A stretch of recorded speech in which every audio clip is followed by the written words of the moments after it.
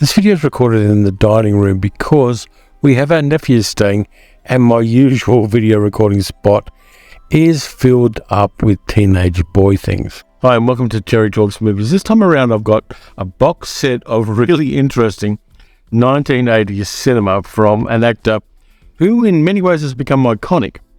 And I've also got a release of a 1980s cult film which has a crazily good punk sensibility about it. The cast is totally chef's kiss good, and Umbrella Entertainment have put out a really good release of this particular film with some interesting extras. But before I get to that one, let's talk about the Box of Burt. Burt Reynolds movies delivered to you by Umbrella Entertainment. What we have in here are The Cannonball Run 1 and 2, The Best Little Whorehouse in Texas, Stroke Race, which should have been my nickname when I was a teenager, and The Man Who Loved Women, which is, I believe, a Blake Edwards film. But there's the box. There's the front of the box with Burt on it. Burt, Burt, Burt, Burt, and Burt and Burt. And on the back we've got all the details. There are extras on these ones as well. I won't go through them, but at the end of the video, I'll put up about 30 seconds so you can look through the extras on this so that you've got a clear idea of exactly what you're getting for your money. I'll also do it with the other film. So there'll be 60 seconds at the end of the video where I'll have 30 seconds of each of the back covers of the video so you can see what the extras are. Cannonball Run and Cannonball Run 2. If you know these films, you know them very well. Got Dom DeLuise in there, Roger Moore, Farrah Fawcett, pretty much everybody who was around in the 1980s is there. Jackie Chan, Frank Sinatra, Dean Martin, Sammy Davis Jr. They're crazy good. There's also another Cannonball movie which Roger Corman put out with David Carradine, so you can watch all three of these in a magnificent triple feature. But these two are great.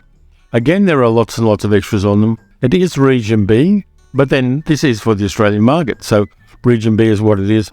Hopefully you can find or you have yourself a multi-region Blu-ray player. I highly recommend it. These I'm going to enjoy. They're a lot of fun. I did watch one of these movies last night and had a bit of fun with it. Then we've got The Man Who Loved Women, which is a kind of rom-com, directed by Blake Edwards. Who else is in this one? Julie Andrews. Burt Reynolds and Julie Andrews, match made in heaven. But of course Julie Andrews was married to Blake Edwards, and so she got a lot of gigs. From 1983, there's Burt with a beard. Then we've got Burt and Dolly Parton, which is a meme waiting to happen. Best Little Whorehouse in Texas. I haven't seen this one yet, but I will watch it. So hold that thought. And Stroke Race, which is the one that I did see last night. He's the best there is. Lean out a little bit further, will you? I'm going to make a turn. And if you don't know why, well, just ask him. It's part of the wonderfulness of me. Now, this is kind of peak Burt Reynolds playing the good old boy driving cars.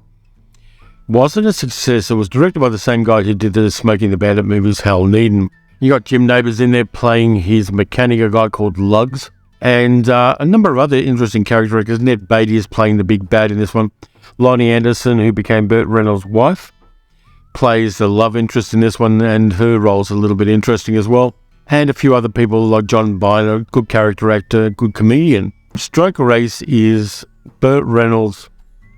He's not cashing a check, but he's playing to the Smokey and the Bandit idea of Burt Reynolds in a big way in this one. And it's a bit of fun. There's some interesting bits where they're doing NASCAR, so it's people going around in circles in cars. And when there's a big crash, they cut to television footage of whatever the crash is. And on a Blu-ray, that looks very pixelated, but it kind of passes for good. The rest of the transfer is fantastic. This one's dumb fun, and I'm kind of leaning into the idea that some movies are dumb fun. I could take apart the script of this movie and tear it a new one if I wanted to, but there's no purpose to it. The movie's basically, you got Burt Reynolds, you got cute women, you've got Cassandra Peterson playing a very Elvira-like character who basically latches on to Jim Nabors' character Lugs, which is really funny because a lady who is lesbian and that man who was gay doing a weird romantic thing in this movie. Nobody knew at the time, least of all Cassandra Peterson. But it's interesting to see her drop in for a cameo, and that lifted the movie a little bit. It's a bit of dumb fun. It's one of those movies that you put on when you just want something light, something silly, and it delivers that. See, this one says, warning, this movie contains heavy use of Burt Reynolds' mustache. Viewer discretion is advised. Is it on the other one? Yeah, it's on every one of these. But I love this box set. It's a box set that's put out because people can watch these movies straight up, or they can watch them ironically with their tongue in their cheek, knowing that they're not going to be the best movies you've seen this year, but they're fun, they're silly, they're very, very 1980s, and they play into that Burt Reynolds persona that Saturday Night Live really pastiched with Norm Macdonald doing the Turd Ferguson character. You know, that was a big play up on this particular kind of Burt Reynolds role. Of course, he did serious roles as well. Deliverance, of course, and he was very good as the guy who makes adult films in Boogie Nights. Jack Horner, I think the character's name is. They really play up to that. Now, in the best little whorehouse in Texas with Dolly Parton, which I'm going to watch soon, because Dolly just does so many cool things. Inside that, you've got a book called Box of Burt. The Man, the Myth, and the Mustache, which is really cool. By the way, before I get off the subject, Stroke Race is the movie that Burt Reynolds did when he passed on Terms of Endearment. So he passed on the Jack Nicholson role in Terms of Endearment to make Stroke Race, which is one of the poorer career choices in Hollywood in the 1980s. But I find it hilarious that he did that. Now, back to the booklet. There's lots of cool stuff in here. There's a little image of Burt as he posed in Playgirl magazine. There's a fake ad for Burt's So Fluffy Stash. They've really put a lot of effort into this booklet. Burt's box office muscle, because he was the most popular male actor for about 5 years running, late 70s, early 1980s. Burt Reynolds at 007 of 00 Burt, because they were at one stage thinking about Burt Reynolds for James Bond, because in the 1980s, Eon Films didn't know what the hell to do with James Bond. There's a mock-up of Burt Reynolds in Live and Let Die. The Women Who Loved Burt. Burt and Dom, the other odd couple with him and Dom DeLuise. Though he does have a fun chemistry with Jim Nabors as well in Stroke Race. Burt's Real Life Mystery, which I will read up on later. No spoilers there. Who was the real Stroke Race? Like I said, it was me when I was a teenager. But anyway, that booklet's really great. It's got a whole bunch of quotes on the back too, so there's a little bit of a value added in this one. There is an extended box set which has a keyring, no, not a keyring, has an air freshener and a fake Burke stash, but I didn't get that one this time around. I'm okay with that. These are a lot of fun. They're drive-in movies. They're movies that people went and saw at the cheap cinemas. They're just a lot of fun, and for Umbrella to put them together is a really lateral move. It's not what you expect from Umbrella Entertainment. But there's obviously a few people there that really love Burt Reynolds movies of the 70s and 80s. And so they ran with that. So Cannonball Run 1 and 2, I can double feature them at some stage. Best Little Whorehouse in Texas. A Blake Edwards rom-com. I want to see that again to see just how good or bad Burt was in that. And Stroke Race, which is like peak meme Burt Reynolds. And that's a lot of fun. So this box set is just a groovy artifact. And you should pick it up because it's one of those box sets. It's really good on a shelf, and people can walk past and go, "Hey, a Box of Burt, what's that?" And so it has a curiosity value when it's on a shelf, and I believe it is selling quite well at the moment. So putting those aside, we go to the other ones. I'll just shove them underneath the tripod. I did get some extras in this one, but I'll do the movie first because it's only fair that I do. This is a limited edition of 1500. I've got 1313. Which is the address of the Munsters, I think. It's got a J card on the back. It is Alex Cox's Repo Man, with a really nice bespoke cover on it. It's got a J card as well with the special features and things on the back, so I'll hold on to that so I can put that up at the end. It's Region B again. The other side of the cover is, again, original artwork. But the groovy thing on the cover, and there's tons more to come with this one, movie. So if you know the movie, you know that every product in the movie was kind of generic like this. And so the movie cover has movie written on it, and then the kind of usual stuff on the back. But then if you're one of those people that doesn't get the joke, you can get the other cover as well with the original artwork on it. But Repo Man, such a fun film. I had a lobotomy in the end. Lobotomy? Isn't that for loonies? Not at all. A friend of mine had one. Emilio Estevez, in what for me is his best role, playing a guy called Otto. He becomes a repo man working under an expert car repossessor played by Harry Dean Stanton. His name's Bud, because Bud is the ultimate Harry Dean Stanton name. Really great supporting cast in this one as well. Set around these sleazier areas of East Los Angeles. What's this? One of the producers was Mike Nesmith from the Monkees. This movie has a terrific punk sensibility about it. It's fully urban, industrial area, wonderful 1980s science fiction as well, because there is a scientist who has a dead alien in the back of his car in the movie, which isn't too much of a spoiler. But it's not a high-budget film, but it punches above its weight because it does touch the spirit of the times, the zeitgeist of the 1980s punk scene. It's got the wonderfulness of Harry Dean Stanton, who any movie that Harry Dean Stanton was in was like 20% better because he was in it. And again, Emilio Estevez playing the young guy learning the business. The extras look like they're very extensive. They're doing it then and now on the filming locations, which I'm going to find very interesting. Repo Man is just beautiful 1980s VHS era for me, because I saw this on VHS first time around. VHS era, science fiction, midnight movie, wonderfulness, this one.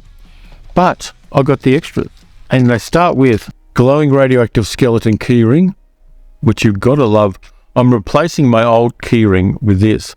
At the moment, I've got the animated One Punch Man on it, but I'm definitely changing it over to the Repo Man skeleton. Now, remember how I said there were generic products all through the movie that gave it a really weird, otherworldly aspect? I don't know what you guys call these in other countries, but here we call them beer holders.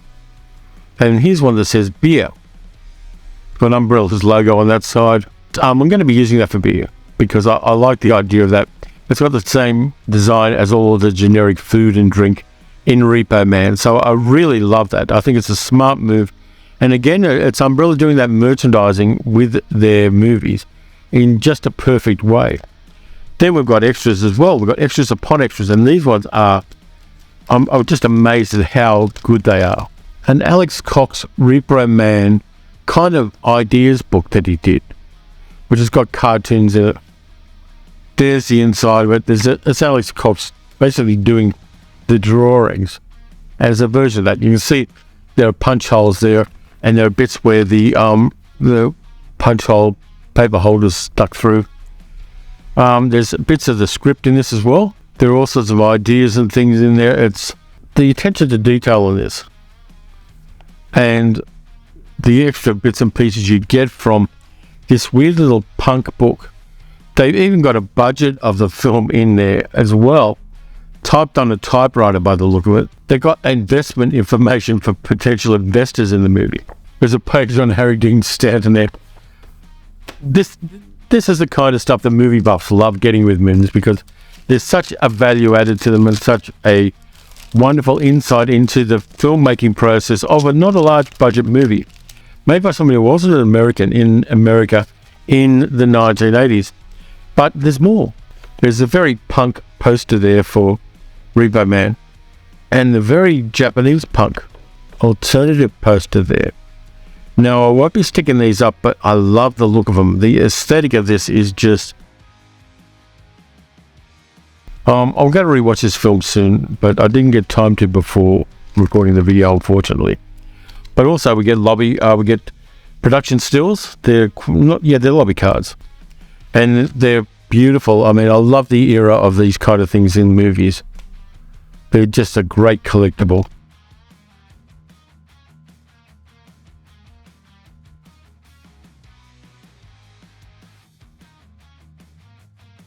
Punk store robbers. Harry Dean Stanton. If I was going to frame any picture from this movie, it'd be this one. Harry Dean Stanton. There's Emilio Estevez as Otto. Emilio Estevez and the Scientist. And Emilio Estevez and the Coppers. Now, these two lots are great. The box set of Burt, and I've knocked the trouble. The box set of Burt is fantastic. I love it. I love what it does, and I love the fact that it's that kind of flippant. These movies were really popular. They're crazy, and we're going to lean into the kind of working class aesthetic of people who watch Burt Reynolds movies. Love that as well. And then you've got the punk, kick-ass, don't take any prisoners, Repo Man, with Emilio Estevez and Harry Dean Stanton. I think Vanetta McKee's in there as well. I think there's one of the pictures there is Vanetta McKee, which is kind of groovy, getting people who were who were in low-budget exploitation films of previous decades is a cool move as well. But Umbrella's doing fantastic with these things. They're really thinking outside the box. They're diving deep. And then they're kind of doubling down and adding these extras to the movies. Even just the extras on the discs are terrific. And for a film buff of me and of my vintage, this is the sweet spot. This is the stuff I love. This is the stuff I went to places like the Valhalla in Glebe in Sydney to watch midnight movies, or even just Saturday evening sessions full of people who were self-medicating, watching movies like Repo Man.